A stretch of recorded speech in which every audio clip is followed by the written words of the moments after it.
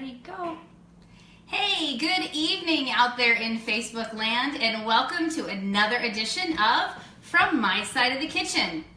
As we promised, tonight we have got a very special guest chef with us, my mama. Say hi to everybody, Mom. Hi, everybody. She's so excited. She was just a little apprehensive, but we talked her into it. So we're super excited that she's here. Super glad that you're tuning in with us. This evening, we are going to be making one of my grandma's recipes. So I thought it was only fitting that my mom be here to help me make it. The blog that Kate created for us just went live over the weekend. From mysideofthekitchen.com is where you'll find us. And one of the things that I talked about on the blog, if you happen to click on the, what's the tab called, Kate? I don't know where your story The is one going. where you go to the About the Chef? It's to learn more. To learn more, click on To Learn More and then click on About the Chef. You get to hear all about me, because I'm sure you haven't gotten enough of that yet. Whatever. Thanks, Mom. But anyway, one of the things that I talked about was how much I love cookbooks. In our very first episode, somebody asked where I had learned to cook. And I said there were lots of different places. I've taken classes, I've researched on the internet, I've done some self-taught things. Obviously, I've learned from my mom and I learned from my grandma, but I also love cookbooks. Now, I love new cookbooks. I'll go into a Barnes & Noble or wherever and buy a cookbook just like anybody else, but my absolute favorite are old cookbooks. I love to go to antique auctions or used bookstores or estate sales, garage sales, whatever, and find cookbooks. And this is something that I talked about on the blog. So tonight we are going to use an old cookbook. It's actually a 1976, is it the Extension Homemakers that put that together? Extension Homemakers here in Whitley County in Indiana, just in case you're tuning in from somewhere other than Indiana. And this recipe happens to be in there that my grandma made. And I absolutely remember this recipe. She made it a lot, didn't she? Mm-hmm. Yep. Yeah, it was cheap. Because it was cheap. That's exactly right. That's just what I was going to say. So we are making beef stroganoff. Beef stroganoff originated in the early 1800s, somewhere either Russia, France, something like that. There's some mixed schools of thought on that one, by a Count Pavel, how do I say that, Kate? Extronovich? Is that how you say it? Alexandrovich, or something to that effect. And his last name was Stroganoff. And he had a French chef. So there's French influence, there's Russian influence, there's Hungarian influence. It originally was created to help cure beef. They used a Hungarian mustard to help do that. And this count that this dish is based off of, actually died at the age of 43 from tuberculosis near Copenhagen. Aww. So we're going to call him Count Al. In honor of Count Al, we're making this dish, and also in honor of Grandma. So, Mom, I've got this pan all set for you. It's on a medium burner. You can go ahead and take that lid off, and we're just going to start. Oh, wait a minute. What am I even thinking? We don't have cocktails. Well, I don't drink wine. You're not going to have a cocktail on camera so we can remember it live and forever? I'll watch you. Okay, so I had a feeling that that's what you were going to say. I'm all ready for you with your ice water with your slice of lemon. Thank you very much. So I absolutely love wine, as anybody that's ever tuned in knows. One of the things that I hear people say is, are you ever worried that you're going to get a bad bottle? Or you're going to buy something you've never tried before and you're not going to like it? Well, first of all, hello, have we met? I'm going to like it. And second of all, if you happen to get a bottle of wine and you don't care for it, here is my suggestion. Take a bottle of wine, take a glass, fill it up with ice, and get a bottle of some kind of lemon lime soda. I happen to be using Diet 7-Up. Now the wine I'm using tonight is an Oliver Soft Red, which I love by itself, but it also does really well with this. We're going to make a wine spritzer. So I'm going to fill my glass about halfway up, pour that wine right over the ice. Then I'm going to add some Diet 7-Up, And also anybody out there that's watching carbs, if you're using a red wine, which is low in carb, and a diet soda, like a Diet 7-Up or a Diet Sprite, it's a really, really low carb drink. Get those out of the way. Then I am going to take a lemon wedge. I'm just going to squeeze some in there. Drop that guy in there. And then I'm going to add a couple red raspberries because they're pretty and because I like them. And then I'm going to push it down with my straw. And there you go. So here, Mom. Cheers. Oh, Here's to making what are making beef stroganoff. it's not goulash. Mm-mm. It's not Count Goulash. Should I count goulash? Okay. So you've got your pan, medium heat. I want you to go ahead. We're just going to dump in some ground beef. All of it? Yep, all of it. I'm making a relatively big batch of this because we have 127 kids. And we just throw things in the sink when we don't want them anymore, Grammy, so you'll learn our ways. Okay. Oh, this is so good. So originally, beef stroganoff was not made with ground beef, but in the 1950s and 1960s, when it became kind of Americanized, a lot of women chose to use ground beef as opposed to, what, Mom, would they have used? Like steak or roast or something? Sirloin, something like that. They went ahead and used ground beef just because it was less expensive. So that's what we're using. And if you knew my grandma, trust me when I tell you, that woman was frugal. Would you say frugal is the right word, Mom? Yeah, I do believe so. She could squeeze the Indian on another one and it end up on the buffalo's back. Squeeze the Indian on the nickel and it would end up on the buffalo's back. That would be a Grammyism right there. That's how So frugal she was. Very frugal. very frugal. Okay. We were talking about kind of the history and the tradition and kind of the legacy that gets left with recipes and things that you learn from Mom or Grandma or Dad. If you've got a dad that cooks, that's fantastic too. And they get passed down from generation to generation. This recipe would be one of them that was passed down. So we were talking about, we call them Grammyisms. So that what she just said would have been a Grammyism. A Grammyism would be something that we will always, always remember that Grammy said. If we ever hear it, we'll go, yeah, that sounds like Grammy. What was the one that you came up with, Kate? Oh, I don't want the whole thing. I'll just have a bite. Oh, I did it. I just want to taste it. That's why Grammy's maintained that svelte little figure that she has, because she only had a bite. Kelly DeLauder says that she goes, oh, my sister-in-law makes the best fried chicken I have ever eaten.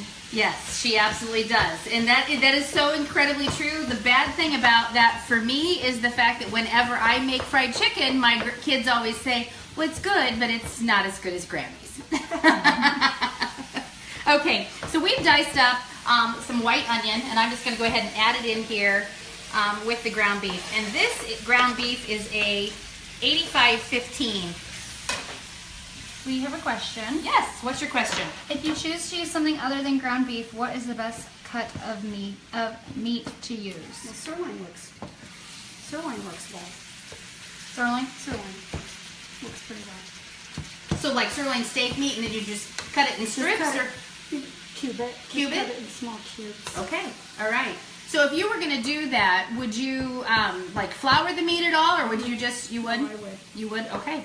So there you go, sirloin. This is really, really good. I'm glad Mom's here cooking, and I can just stand here and have cocktails. So, one of the ways that this particular dish is served is over noodles. So we are going to get some rice. noodles, You or can do- you can do it over rice. It's good over rice. But how'd Grandma do it? Noodles. She did it over noodles. Okay. And what kind of noodles? Curly noodles. Curly noodles. Okay. Now she would have probably boiled her noodles in what? Water. Just water. We're not going to do that. We're going to boil them in some beef stock. I actually made some bone broth over the weekend, and I'm going to use that. And this is pretty concentrated, so what I will do is 1 can of this bone broth to probably a can of water. And it's got fat on it, and I want that on there because I want that flavor. If you don't want the fat on there, don't leave it on there. Take it off. But I want all that great flavor.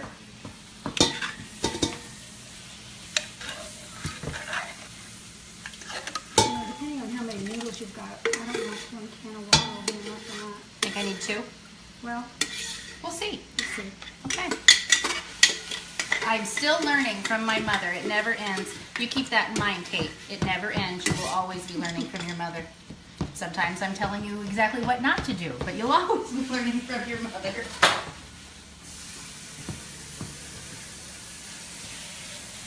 How's that going, Mom? Good. Good. What do you want to put the noodle? Oh, the. You want to put the mushrooms in? Yeah. Okay. Give me the mushrooms. I'll give you the mushrooms. We'll add the mushrooms. Yeah, I think we'll add another. Yeah. And I'm just using a sliced button mushroom, and we're going to go ahead and add those in. Great. So It is very hard to keep both of you in the frame, so I'm just kind of going back and forth. Oh, well, your mom's going to talk more than me, so keep it on her. So Mom and Dad are both retired now, right, Mom? Yep. And what is one of your favorite things to do now that you and Dad are retired? Go antiquing. Go antiquing. And when you go antiquing, why do you do it? I mean, what is the reason that you go? Because it's fun. Because it's fun, right? Is it because you're desperately in need of whatever it is that you're finding that particular day? No, but I just like old things. So I was thinking about that, and it must be hereditary or something, because I absolutely love old things. I love an old cookbook far more, and I'm just letting this beef broth boil, by the way, or come to a boil before I add the noodles. Love old cookbooks far more than I love new ones. So at some of the auctions that I've gone to, because I go with Mom and Dad sometimes, or I go by myself, I have found some of these old gems. This is a Inglenook cookbook, and this one is copyright, I think, 1901, it says. This is a 1901. One of the greatest things about it is whoever had it, and I'm assuming that it's well over 100 years, it's 116 years old. Various people have owned this, but they've taken the time to write things in it. They've got different recipes or thoughts or whatever. This particular one, which was from 1901, let me make sure I've got this right. Yeah, 1901. This a woman who happened to have it, and I'm assuming it's a woman, so if it wasn't, I apologize, but she wrote, "There is never a day so dreary, but God can make it bright. And unto the soul that trusts him, he giveth songs in the night. There is never a path so hidden, but God will show the way, if we seek the Spirit's guidance and patiently watch and pray." I just thought it was kind of neat that she took the time to write that in there, and honestly, in 1901 and in 2017, that message is still absolutely true. So really cool. But tell us, Pepper. what did she write? Okay. What did she write immediately after that? Was this the one where? We're going to add some salt and pepper to we've got ground beef in here, we've got mushrooms, and we've got onion. Now we're just adding some salt and pepper. You put it all in. Yeah, I would go ahead and put it all in. Was this the one I believe so. where she wrote the recipe for bone meat pickles? Yep. Yes. Right after. Right after this wonderful thought that she had where the Lord was really speaking to her. And then the Lord told her to write a recipe for bone meat pickles, which is hysterical, by the way. 4 gallons of water, 2 pounds of salt, 2 pounds of sugar, and I can't even really tell for sure what the rest of that says. But anyway, I just think that's really funny. So going through these cookbooks that I find, sometimes I will find other like handwritten recipes or newspaper clippings or whatever. And I think they're absolutely precious. This one has got a clipping on this side. There's some recipes on it. But it was actually from an agricultural almanac from 1913. Really neat. So I found in one of my cookbooks an old postcard. And when I initially saw it, I thought that it was going to be a handwritten recipe because I saw this side. And let me just sidebar here a second to all you people out there making decisions about the education of today's children in the school system. When you decided to stop teaching them how to write in cursive, they no longer know how to read in cursive. And what a shame that's going to be that some kid wouldn't be able to read something that his great-grandmother had written. Just think about that. Okay, back to what I was saying. So I found this really old postcard. And if you're from the area where we're coming to you from, you will know where South Whitley, Indiana is. If you're not from here, it is a blip, one stoplight on the map location. And this is postmarked 1962. And it is written to a Mrs. How do you say that first name, Mom? Arilla? Arilla. Mrs. Arilla Bollinger, South Whitley, Indiana. There's no address here because apparently in 1962, everyone in South Whitley knew where Arilla Bollinger lived. So anyway, somebody had been visiting, and instead of texting when they got home, they had to drop a postcard in the mail.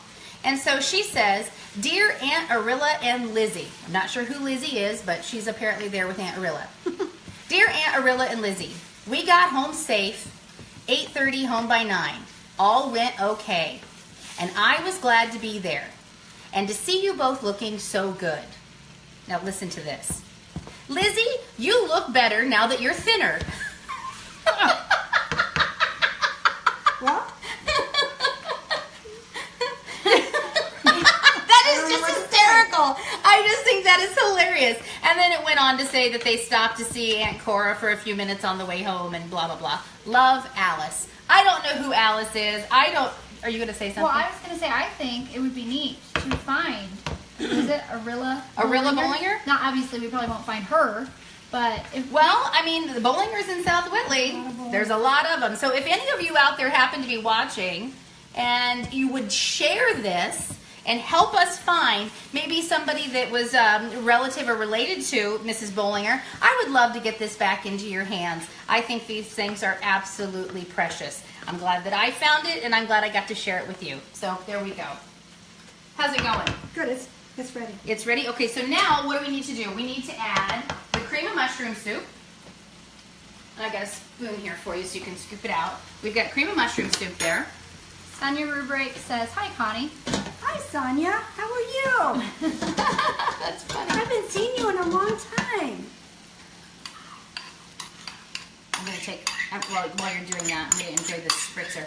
Okay. Did you want a straw for your water? You got one? Yeah, I do. That's great. We pull out all the stops here from my side of the There kitchen. you go. Thank you. Okay. Now we're also going to add, I'll let you get that all stirred in. We've got some shredded Parmesan cheese, and we've got some sour cream. Okay. So again, I was telling you that this recipe, which was one of my grandmother's, happened to be in this cookbook that was put out by the Extension Homemakers in 1976. It was a bicentennial cookbook here in Whitley County.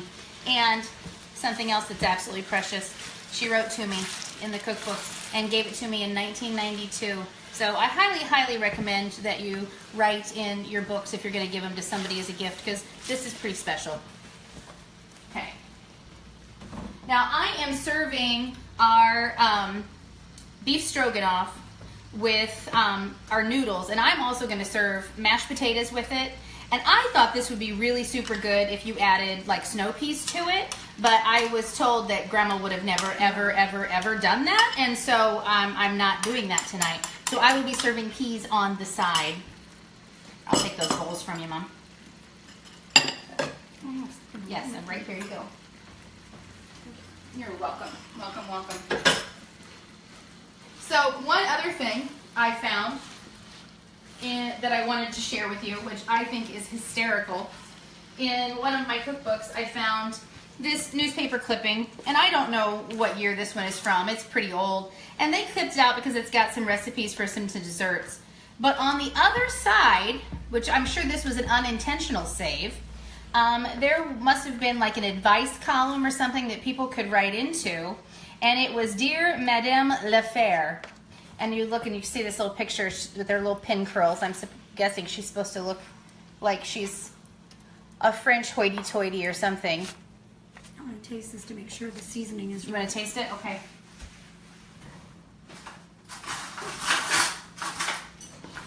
Here you go. Your tasting spoon. So anyway, somebody wrote in. Oh, here's see what Mom thinks. That's really good. Is it really good? We don't need any more seasoning or anything? No. It's- Well, and that'll have salt on it. That's going to have, okay. And this will help and thicken it up, won't it? Somewhat, Yeah, somewhat. Okay. So we'll leave the lid on that while we're waiting on our beef broth to get boiling so we can add our noodles. So anyway, this was to Madame Lafair, and someone wanted to know what they should do for weak eyes.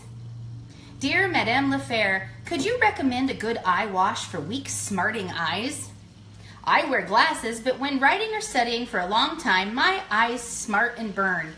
Madame Lafair goes on to suggest a teaspoon of boric acid added to 1 pint of boiling water. I just really think it's funny when you go on and read the things and how time has changed. But obviously, based on the postcard to Mrs. Bollinger and the advice column to Madame Lafair, women even back as far as we can count were vain and wanted to know what to do to be thin and how to not have weak looking eyes. Oh, too funny. So anyway, just wanted to share those with you. I love doing that. So we're about ready to boil here on this. Chris says, love the hair, 80s girl hair, and she remembers the higher the hair, the closer to heaven. That is exactly right. Well, I'll tell you what. So we've been doing this where I'm on camera, so it's kind of like being on TV-ish. And they would say that when you're on camera, it puts on 10 pounds. So I figured since the body wasn't getting any smaller, I would just make the hair bigger to help balance things out. Whatever. Oh my gosh. Oh. So another recipe that I have, and we're not going to actually, you're going to add the cheese now? You're going to wait? Maybe I'll wait. You're going to wait? Okay. We're not going to make it this evening. I went ahead and made it ahead of time. Just go ahead and hold the camera right there, Kate. I went ahead and baked ahead of time my other grandma's banana cake. And this is also a handwritten recipe that I have that I keep right here on the side of my refrigerator. Not because I make it all the time, but just because I'm in here a lot and it's close to my heart that way. So this is a handwritten recipe from my grandma DeLauder, who was I 5 when she died? Mm-hmm. I was 5. So I honestly don't remember her very well at all. But everything I've ever been told, she was an amazing cook. She was, and that's delicious. If you make that cake, you will love it. If you like bananas. If you like bananas. Which Dad has said he will. He does not like bananas. Does not like bananas. And so I did this very quickly. As soon as I got home from work, I didn't get home until about 4 o'clock and managed to put this together from scratch, get it baked and frosted with a from scratch cream cheese frosting. So the cake was a little warm when I put the frosting on, but I think it kind of has that rustic look a little bit. They're naked cakes. Naked cakes? I think that's what they're called. It's like a thing now. I don't know if I want to talk about naked cake and banana all in the same sentence. Oh, Lord. With your mom and your daughter in the kitchen with you. Oh, my. I'm just saying, you Yeah, know, or whatever. it might give people the wrong idea. Well, the cake is delicious. Seriously. Okay, so we're going to have that for dessert this evening. And we will get this recipe posted as well, because I think this is something that we should share. Is that okay if I share this recipe, Mom? Yeah, that's fine. Okay, so we're going to go ahead and add that cheese in. Go ahead and add it. Okay, and we're starting to get some bubbling action going on here with our, I think it's time to add. And if you weren't certain what curly noodles look like, here you go, curly noodles. Yeah, that's what she Because always that's what used. she always used. But you can use any kind of noodle you want. It doesn't have to be Doesn't have to be curly. Now, I think I need a wooden spoon, which is going to be in that drawer right down there by you, Mom. Super, thanks. Yeah, the cheese is helpful. But you don't want it real thick because you're going to You can put it over put the it top. over the top of the Okay. noodles. All right. And about how long do you think it'll take these noodles to cook? Probably about 8-10 minutes. 8 to 10 minutes, okay. Now when I made that bone broth, I didn't add any salt to it at all, so I am gonna go ahead and salt those noodles just a little bit. So something that Mom's been doing for me recently is canning all of our salsa. Well, and actually my mother-in-law did our pickles, and Mom did our salsa for us. So I made it all and got it all ready, and then you put it in the jars and canned it for us. So it was really reminding me of when we used to live in New Paris. When Grandma came up. And Grandma would come up and stay when it was time to Do corn. do corn, well, and tomatoes. Mm-hmm. And what was that thing called that was kind of Victoria strainer. A Victoria strainer, and you'd do the tomatoes and crank and crank and crank. and we would shell peas by hand. And I always thought that garden was the biggest garden I'd ever seen in my life. But I'll tell you, one of the funniest things I've ever seen. I'm I don't making even know if you you're both gonna be in remember this. this. So So we lived on a country dirt road that had cornfields all around us. And so the irrigation that would come to get the corn would get our garden. So we always had a great, great garden. So, and you stayed home for the most part at that time with us, with my sister and I. So we were outside in the summer and playing and running around, and we had a little pool that we would play in. And so Mom is out by the garden one day, and all of a sudden she starts screaming that she needs a shovel or a hoe or something. And there was a snake. Do you remember this? I don't remember. Snake out by the garden. So I don't know if Dad was home, he would have just taken care of it. So I must have gotten you the hoe or something. And pretty soon she starts hacking and chopping away at this poor little garter snake that was probably about this long. I killed him. And you turned him into garter snake hamburger. He was history. He was history. Now you would also put up peas. Where was that place that we would go? Because when we started off, we would have to shell them by hand, but then we found somebody that had like a pea Over sheller. by Middlebury. Over by Middlebury. Okay. I remember thinking that was the greatest thing in the whole world. But Grandma would come up and stay and help, and she always had her little, it was almost like a little train case, you remember? And it would open up, and it had a little mirror up inside of it, and I never understood until I was older why she always waited to go to bed until after everybody else was in bed. But it was because she would go in the bathroom and take her teeth out, and she didn't want anybody to know, or she didn't want to talk to anybody. We all knew that she didn't have her own teeth, but I just didn't know that until I got to be quite a bit older. Again, doesn't matter how old we are. Oh, we apparently are all vain. You're not real attractive when you take your teeth out. Well, that is true. That is absolutely true. But if you happen to be watching this and you don't have teeth, bless your heart. That's right. We appreciate the view. So I haven't really asked Kate, how many people have been watching us? it's a low night, honestly. I don't know. Well, I mean, I know. Right now we're at 15. Well, you know what? We tend It's to Tuesday. get... It's weird. It's a Tuesday. That's not a normal night, but we get more of our views after. We really do. So while we're waiting on these noodles, I was going to tell you something else. Hopefully it doesn't, go too far into the awkward category, but, if it does, it does. So since we started doing this, I have gotten 104 new Facebook friends since the beginning of August. And I use the word friend pretty lightly, but I appreciate the requests and the views and the follows. I love it. Thank you, thank you. I'll just tell you that's how many I've accepted. I've probably gotten about 10 or 15 from, and maybe it's the same dude. I have no idea. He looks to be somewhere between 55 and 65. And he seems like he's white shirt, unbuttoned here, some gold chains, and he's leaning back on his bed, on his pillow, and he's taking a selfie. Like, who is going to accept that? Dudes, seriously, older gentlemen, if you're trying to find yourself a lady, get off the bed, button the shirt, and quit taking it. You look like a fool. No one, that doesn't work for any, would that work for you? I'm just asking. I'm just saying. In a word, no. Well, see, there you go. But I wouldn't have Unless I didn't accept them. I did not accept them. unless you're a creepy guy watching our video, then we appreciate Then we you. appreciate That's true. Very, very, very true. Okay, so the dish that we're making, and we'll get the recipe posted on our blog. Again, our blog is from mysideofthekitchen.com. If you've not checked it out yet, please, please, please, once you're done watching, liking, and sharing this live feed, go to our blog and check it out. We will get this recipe posted for you. When, Kate, tomorrow?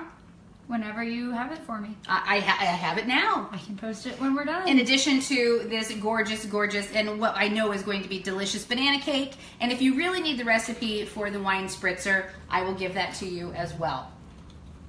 Okay, I think our noodles are done. It doesn't take them very long. Doesn't take them very long, does it? Okay, let's get that out of the way. I'm going to drain the noodles. And see, Grandma just mixed it all together. She didn't... But she drained her noodles. Yeah, but I'm just Okay. saying she didn't like serve the noodles and then put this on top of it. She put it. She just put it so on. drain the noodles, put the noodles back in here, and then we'll And pour then that she on just top. poured it on top. Okay, then that's what we're how going to she- do. That's how Shirley's did it. We want Grandma's But beef you can stroganoff. do it however No, you we're gonna want. do it that way. Tonight we're gonna do it that way. Whatever works for you. Look at you being so flexible, Miss By the Book. Well, I mean, Okay. So in go the noodles. That guy's trying to jump ship. Now's the time to share, folks, if you're watching. Share, so that way share, people share. can see the end product. Absolutely. We would be nothing without your shares, and we mean that literally. So, Okay, you want me to do it? hop on it. Okay. Oh my goodness. Good job. Wonderful. Okay, we just stir it together. yep. And then you can always sprinkle more cheese on top of it if you want to. Okay. I mean, you don't have to, but you can. But it's delicious. Are we having mashed potatoes too? I did make mashed potatoes, yes. So when we get ready to eat, we will have that. So how about, Mom, you plate a little of that up. I'm gonna get some more cheese because we're gonna taste this. You know, there is one thing we haven't discussed yet. What haven't we discussed? Well, in the description for this video, we call it Bye Bye's Beef Stroganoff, Oh, that's right. which could be confusing for some. Okay. I'm gonna take this off of here because that pan or that burner is still warm. So we called this Bye Bye's Beef Stroganoff. Bye Bye is what my girls call my grandmother. When I was pregnant with Mackie and I had Kate, just Kate, she was 2. She would have been 2 at the time. Here's your fork.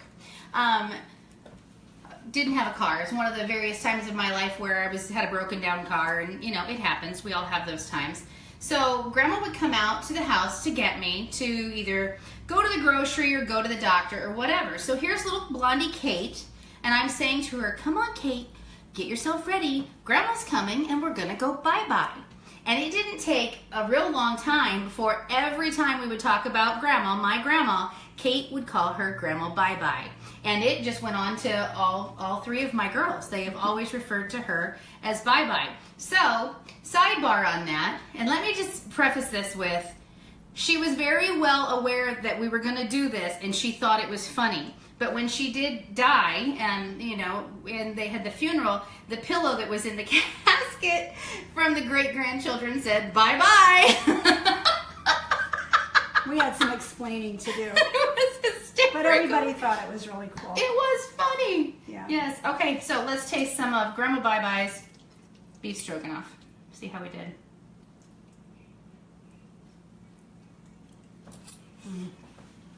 It's so good. It's really good. Good job, Mom. Way to go. It's very good. So, this is something, oh my gosh, that is seriously excellent. It's good. This is something, and you saw from start to scratch how long it took us to do this. I'm just choosing to serve it with some mashed potatoes. 1, it'll make it go a little bit further, and 2, I know my husband and he really likes mashed potatoes. You could do this real easily on a weeknight if you're crunched for time. It is now 6:32-ish, so under a half an hour we got this done. Obviously, if you were doing it at home yourself and not talking and drinking wine spritzers, you would get it done faster. What, 20 minutes you could do this? 20, 25 minutes. 20 to 25 minutes, very easily. If you wanted to add potatoes to it, didn't have time to actually make them, stop and pick up a package of the already done ones. No shame in that. What the shame is not sitting down and in having time with your family. Share your traditions, share your recipes, and occasionally I even share my side of the kitchen with my mom. So anyway, thank you once again for joining us. I know how busy everybody is. We appreciate your time, and thanks for coming, Mom. Thanks for having me. Love you. Love you. Bye, everybody. Cheers.